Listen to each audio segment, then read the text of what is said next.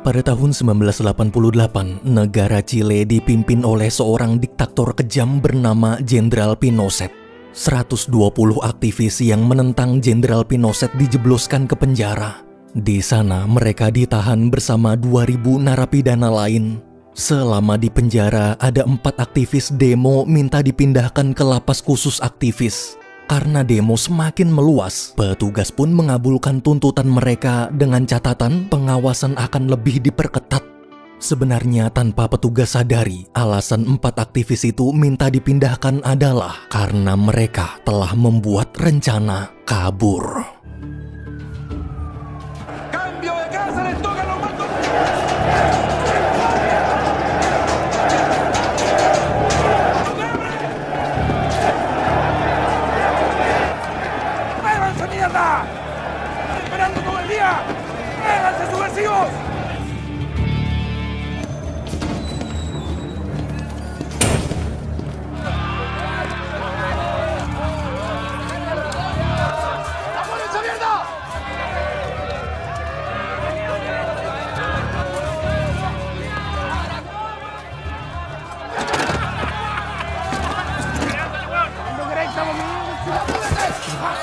No te puedo llevar al hotel porque te veo como un niño. Ay, vine.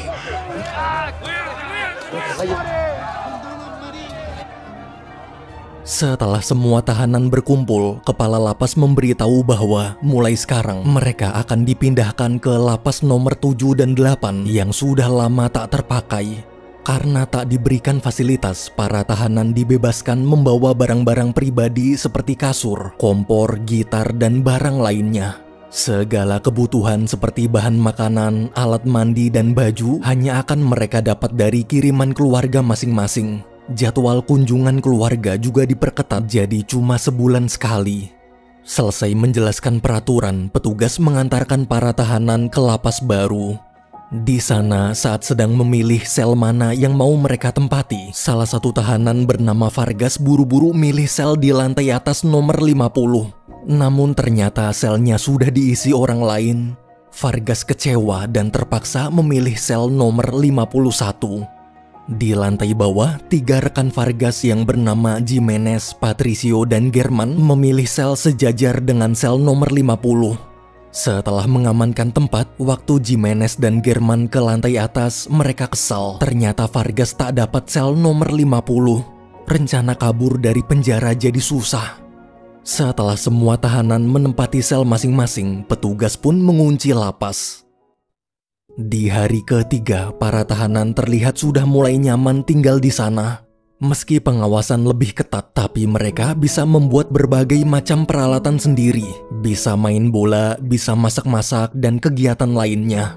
Daripada penjara, lapas itu lebih mirip seperti kos-kosan. Siang hari di pinggir lapangan, Vargas, Jimenez, dan German diskusi tentang rencana pelarian mereka. Vargas yang seorang insinyur memberitahu kalau mereka harus menggali kira-kira 80 meter agar bisa keluar penjara. Setelah lama diskusi, mereka sepakat akan menggali lubang dalam sel Jimenez di lantai 1. Puing-puing galiannya nanti akan dikumpulkan di atas. Tapi ada satu masalah, gimana caranya membawa puing-puing itu ke lantai atas? Tadinya jika dapat sel nomor 50 dan posisinya sejajar, mereka bisa melubangi atap sampai tembus ke sel atas lalu tinggal dioper. Tapi malah dapat sel nomor 51. Karena pusing, Vargas bilang nanti dia pikirin lagi. Sekarang kita harus mencari peralatan dulu. Besok lusanya di sel bawah, Patricio, Jimenez, German, dan Vargas sepakat akan menggali dari tembok di bawah kompor. Nanti setiap kali selesai digali, tembok harus langsung ditutup lagi agar tak ketahuan. Besok siangnya, Jimenez dan German coba sedikit menghancurkan tembok lalu menutup lagi pakai lem buatan mereka untuk menyamarkan kerusakan. Sementara itu, di lantai atas, saat Vargas sedang mencoba alat-alat, teman satu selnya yang bernama Lalo datang memberikan obeng sambil bilang kalau dia ingin bergabung. Keesokan harinya, di lapangan, German dan Jimenez melihat petugas membawa beberapa tahanan aktivis baru. German memberitahu Jimenez kalau dia kenal salah satu aktivis baru itu. Namanya Lira. Ayah Lira adalah aktivis yang gugur akibat dihajar tentara. Setelah petugas pergi, Patricio dan temannya menghampiri para tahanan baru. Karena Patricio adalah dokter, jadi sebelum masuk sel, dia mau memeriksa kesehatan mereka dulu. Seminggu kemudian, Lira bertemu dengan pengacaranya. Pengacara menjelaskan kalau tuntutan Lira berat. Tak hanya menentang pemerintah, tapi dia juga memukuli jaksa. Lira bisa dieksekusi. Mendengar itu, Lira lemas. Di sisi lain, terlihat Jimenez, German, Patricio, dan Vargas mulai melubangi plafon di sel atas pakai obeng agar suaranya tak terdengar petugas di luar sel, lalu nyanyi sambil main gitar. Tapi waktu mau selesai, plafon yang mereka lubangi hancur. Dengan panik, Vargas menyuruh berpencar, cari kertas dan telur sebanyak-banyaknya untuk membuat tambalan. Hola, compañero. Hola, ¿Me podía prestar algo para leer? ¿qué tal, compañeros? ¿Cómo está, compañero Cancino?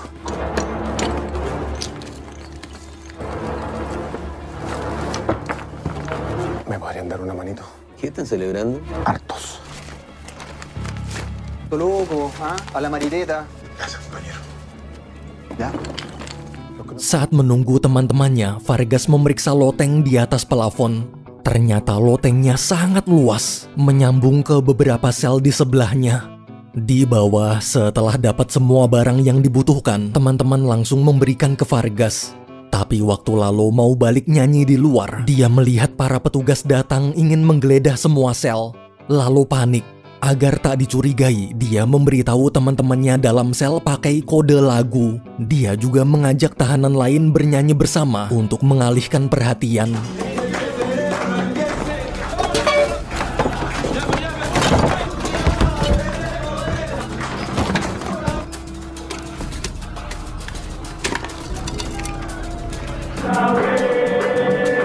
Cantan como un coro borracho. Lalo está tocando Sol y Lluvia. Lindo.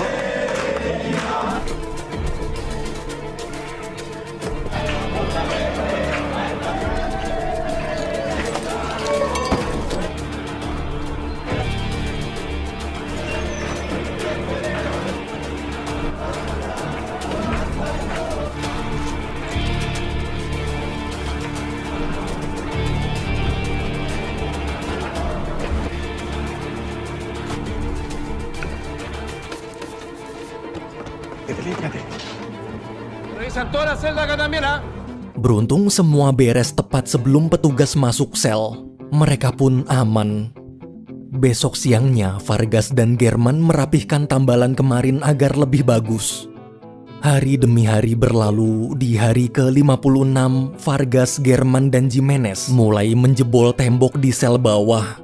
Tak lama kemudian, lalu masuk bilang ada petugas datang. Mereka bergegas membereskan puing-puing, lalu menutupi tembok yang bolong pakai gas. Saat petugas masuk, dia tak curiga sama sekali. Setelah petugas pergi, mereka melanjutkan misi.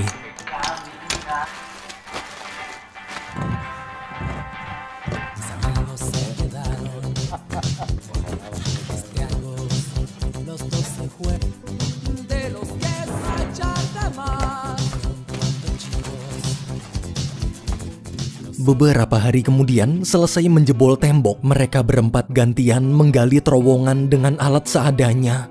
Puing-puingnya akan dibawa pakai tas, naik tangga ke sel lantai atas dan disembunyikan di loteng.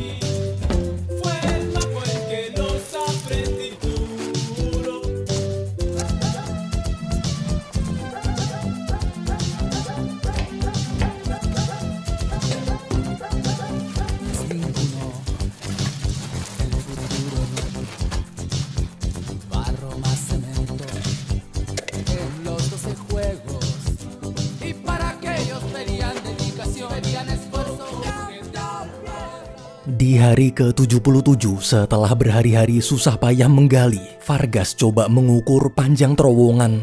Ternyata selama ini mereka cuma menggali 1,9 meter. Semua pun lemas. Sorenya, para petugas memerintahkan seluruh tahanan keluar sel untuk pemeriksaan dadakan. Melihat sikap petugas arogan, Lira kesal lalu nantang gelut. Lira akhirnya dikurung dalam sel isolasi.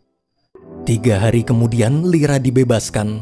Baru juga keluar, jaksa yang sedang berkunjung ke penjara menyuruh Lira jangan rusuh lagi. Jika masih melawan, Lira akan dia habisi sama seperti ayahnya. Waktu Lira ingin memukul jaksa, petugas menahannya. Di sisi lain, ketika German mau buang puing ke lantai atas, di tangga dia papasan dengan petugas. Petugas yang curiga menyuruh buka tasnya. German berusaha tetap tenang. Saat dibuka, isinya cuma baju. Puing-puing yang dia sembunyikan di bawah baju tak ketahuan. Awalnya German lega, tapi waktu mau lanjut jalan, petugas menyuruhnya ikut ke kantor. Sebelum pergi, dia memberikan tasnya ke Vargas. Di kantor, German sangat ketakutan. Petugas selalu menunjukkan majalah dewasa sambil bilang kemarin pas geledah selnya dia nemu majalah itu. Kalau punya majalah dewasa lain, tolong kasih tahu dia mau minjem. German pun istighfar. Suatu malam ketika Jimenez dan Patricio sedang menggali terowongan, tiba-tiba German teriak frustasi. German berkata, habislah kita. Ternyata dia baru mendengar siaran radio yang mengabarkan kalau pemerintahan Jenderal Pinochet akan mengeksekusi warga yang tak mau tunduk dan yang pernah melawannya. Artinya, cepat atau lambat, semua aktivis di lapas pasti akan dieksekusi. Dalam lubang galian, Jimenez yang mendengar jeritan German hanya bisa terdiam. Keesokan harinya, karena tak punya banyak waktu, agar bisa selesai lebih cepat, Vargas, German, Jimenez, dan Patricio sepakat mengajak beberapa tahanan lain ikut bergabung.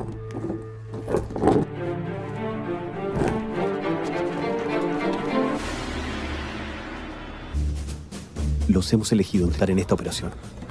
Pero espero entiendan que no hay vuelta atrás. En los que a todos nos toque excavar en 100 kilos de tierra por día.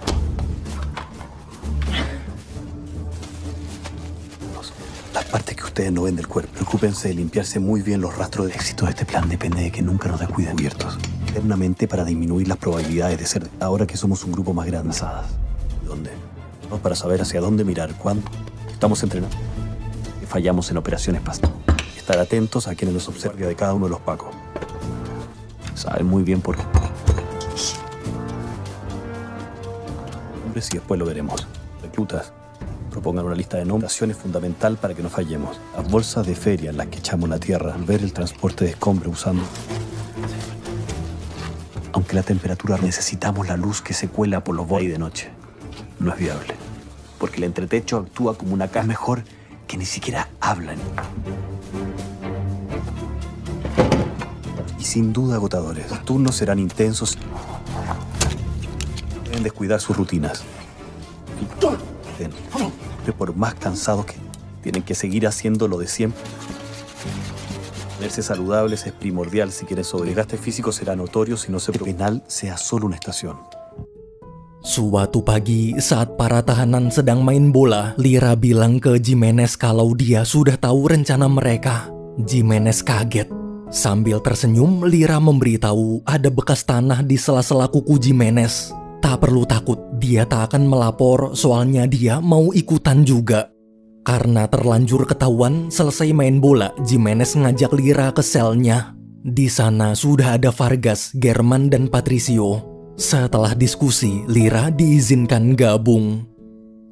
3 bulan kemudian, di hari ke-149, waktu sedang mencuci baju, Vargas, German, dan Jimenez diskusi kira-kira siapa orang di luar penjara yang bisa bantu mereka.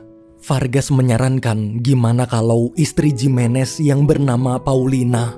Paulina kenal teman-teman aktivis lain yang masih bebas. Mendengar istrinya disebut, Jimenez dilema. Dia tak mau melibatkan keluarganya di misi berbahaya ini. Tapi karena cuma istrinya yang punya koneksi ke aktivis lain, Jimenez terpaksa setuju. Bulan depannya, di hari kunjungan keluarga, Jimenez menjelaskan rencana pelariannya pada sang istri. Paulina pun marah-marah dan menyuruh suaminya jangan nekat. Jika sampai gagal, Jimenez pasti akan langsung dieksekusi. Jimenez coba menenangkan, bila hanya diam di sini, dia juga mati. Kita berpacu dengan waktu, kabur dan ketahuan atau diam menunggu vonis. Mendengar kabar itu, Paulina akhirnya mau membantu. Suatu siang di hari ke-205, tiba-tiba kolonel datang dan langsung memerintahkan kepala lapas menggeledah total seluruh sel. Karena di dalam teman-temannya masih menggali terowongan, demi mengulur waktu, Jimenez berusaha membuat keributan.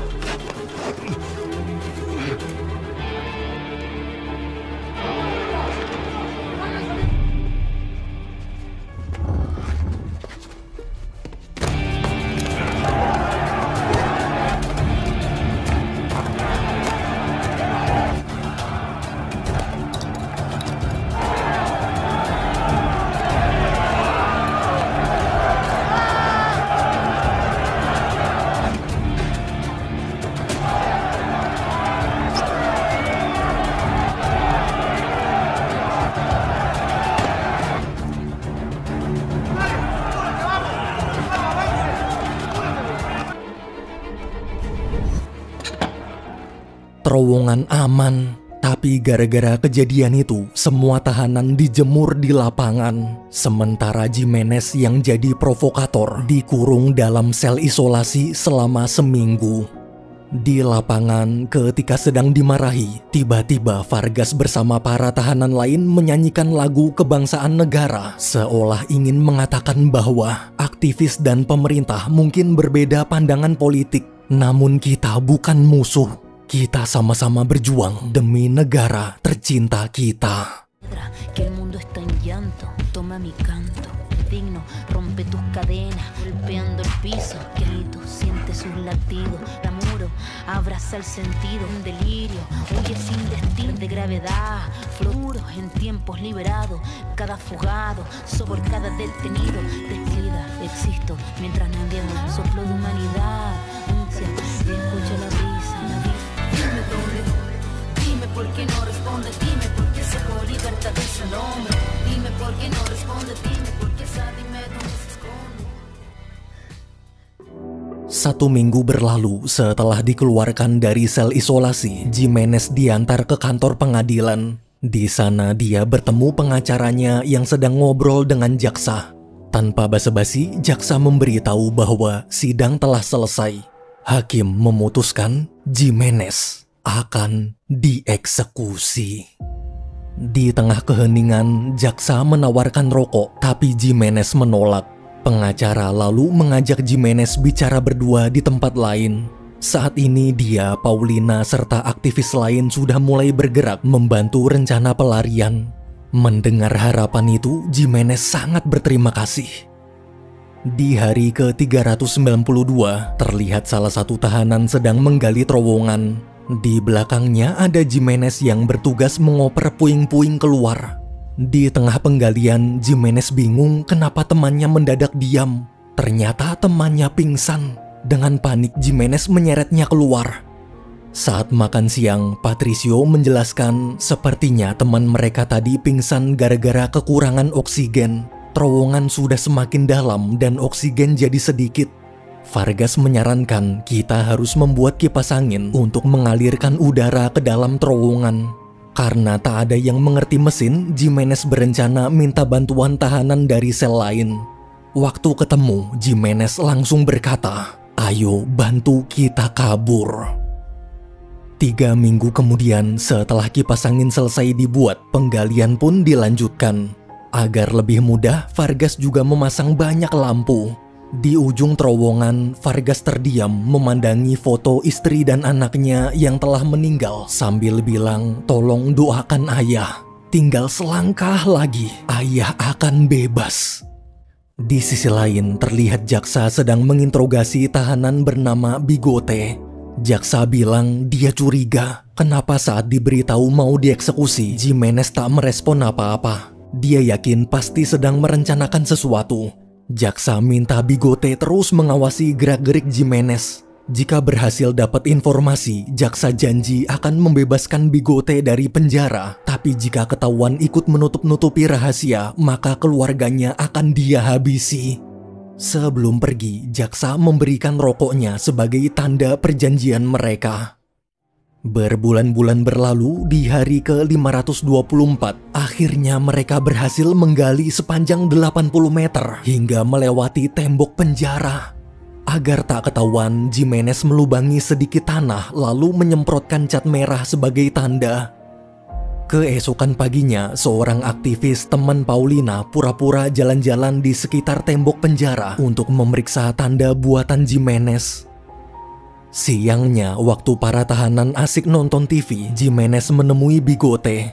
Tadinya dia ingin mengajak Bigote ikut kabur, tapi saat ingin bicara, melihat merek rokok Bigote sama seperti rokok jaksa, Jimenez curiga. Minggu depannya, di hari kunjungan keluarga, pendeta teman Paulina datang menemui Vargas. Pendeta bilang kemarin rekannya sudah menemukan tanda buatan Jimenez, tapi tandanya terlalu dekat tembok. Coba gali sedikit lagi. Vargas mengerti. Dia lalu minta tolong pendeta menyiapkan identitas baru untuk mereka. 1 bulan kemudian, suatu pagi ketika Lira dan temannya sedang memeriksa terowongan, tiba-tiba gempa.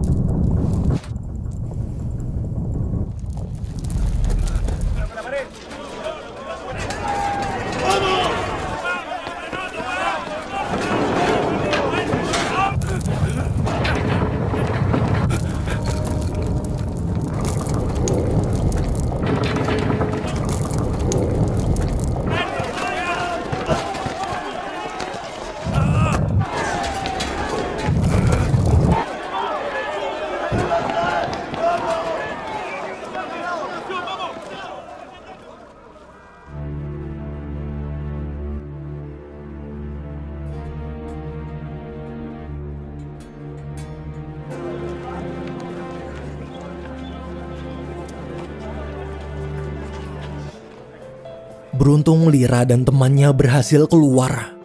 Siang hari, Vargas mengumpulkan para tahanan yang ikut rencana pelarian. Vargas cerita tadi dia sudah memeriksa terowongan. Terowongannya aman tapi ada retakan. Bila terjadi gempa lagi, mungkin bisa longsor. Semua pun memutuskan untuk memajukan jadwal pelarian. Besok lusa saat tahanan lain menonton TV, mereka akan mulai kabur. Vargas juga minta Jimenez menyampaikan ke Paulina tentang perubahan rencana ini. Bilang ke Paulina, tolong jemput mereka pakai bis di jembatan. Besoknya di hari kunjungan keluarga, berbeda dari sebelumnya, hari itu para tahanan yang ikut rencana pelarian terlihat menikmati kebersamaan dengan keluarga mereka masing-masing. Tak akan lama lagi mereka bisa bebas. Sorenya, saat sedang main catur dengan salah satu tahanan bernama Emilio, Vargas menceritakan rencana pelarian besok malam dan mengajak ikut kabur, tapi Emilio menolak. Dia lumpuh. Jika ikut, dia cuma akan jadi beban. Lagi pula, keluarganya juga sudah meninggal, jadi meski berhasil keluar, dia tak tahu harus pergi kemana. Dengan tegar, Emilio berkata, "Larilah, lari sekencang-kencangnya. Gantikan aku yang tak bisa berjalan ini. Teruskanlah perjuangan kita." Mendengar itu, Vargas terharu. Keesokan malamnya, ketika para petugas dan tahanan lain sedang asik nonton TV, Vargas bersama teman-temannya mulai bersiap. Satu demi satu, mereka menyelinap keluar dari ruangan TV menuju sel Jimenez. Dalam sel, Lira bertugas mengabsen satu persatu agar tak ada yang tertinggal.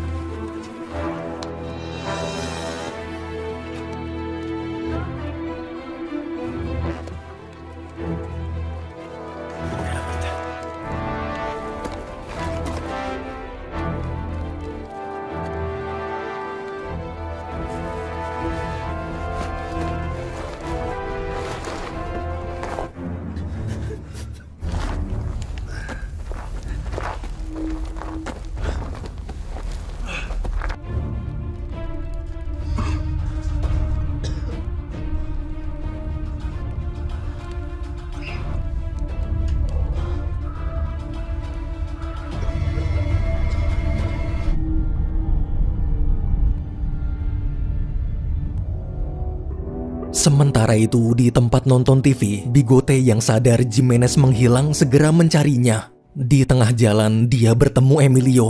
Emilio berusaha menahan tapi Bigote dengan mudah mendorongnya hingga jatuh. Sesampainya di sel Jimenez, Bigote melihat cuma tinggal Lira sendirian yang sedang siap-siap dan ada lubang terowongan di tembok. Karena terlanjur ketahuan, Lira mengajak ikut kabur. Tapi Bigote tak berani. Sekarang keluarganya sedang disandra. Demi menyelamatkan keluarganya, Bigote akan melapor ke jaksa.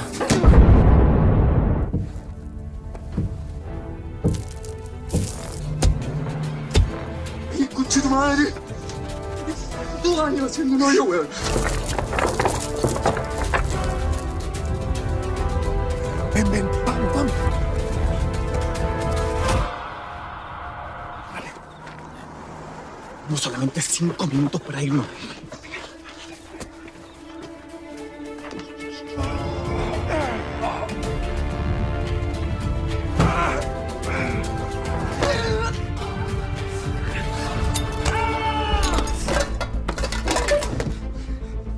Lira tertusuk sementara Bigote pingsan.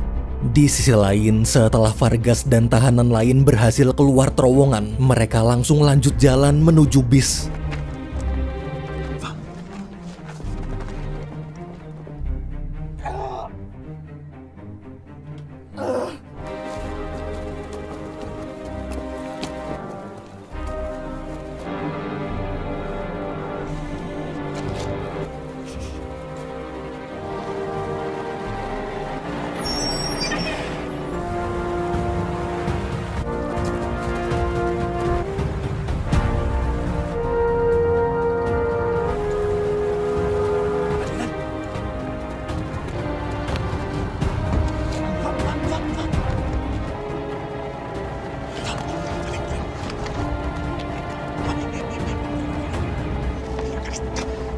Di jembatan, German khawatir kenapa Lira lama sekali.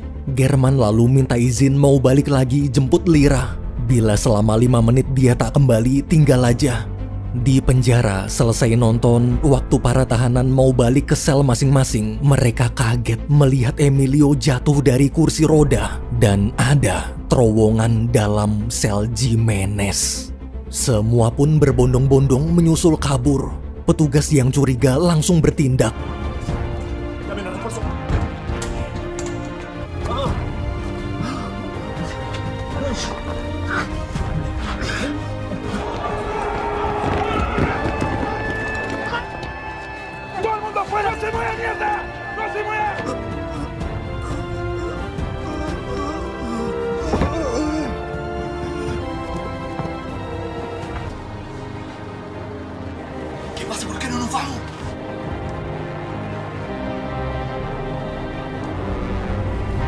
Di bis semua gelisah. Sudah lewat 5 menit. Saat ingin jalan, German datang. Sayangnya dia cuma sendirian. Bis pun terpaksa pergi meninggalkan Lira. Di penjara, petugas mengamankan beberapa tahanan yang tak sempat kabur. Melihat lubang terowongan, kepala lapas syok. Tak lama kemudian, kolonel datang. Mendengar laporan bahwa total ada 49 tahanan kabur, kolonel terdiam menahan amarah. Sementara itu, di kamar mandi, terlihat Lira sedang sembunyi sambil menahan sakit. Dia hanya bisa menangis karena tak berhasil kabur. Di kantor, saat jaksa dapat kabar tentang pelarian itu, dia sangat marah, lalu membanting telepon serta barang-barangnya.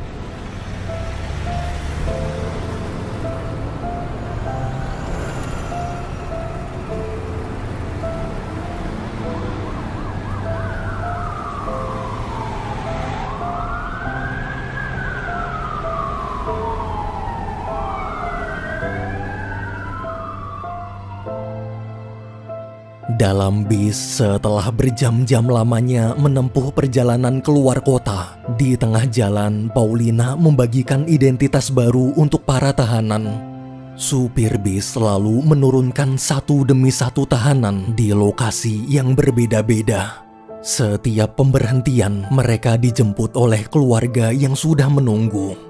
Pelarian 49 aktivis itu bukan sekedar kabur dari tembok penjara, tapi menjadi pukulan telak bagi rezim pemerintahan diktator. Pelarian itu menjadi simbol kemenangan untuk warga sipil. Tembok militer yang sangat menakutkan telah berhasil ditembus.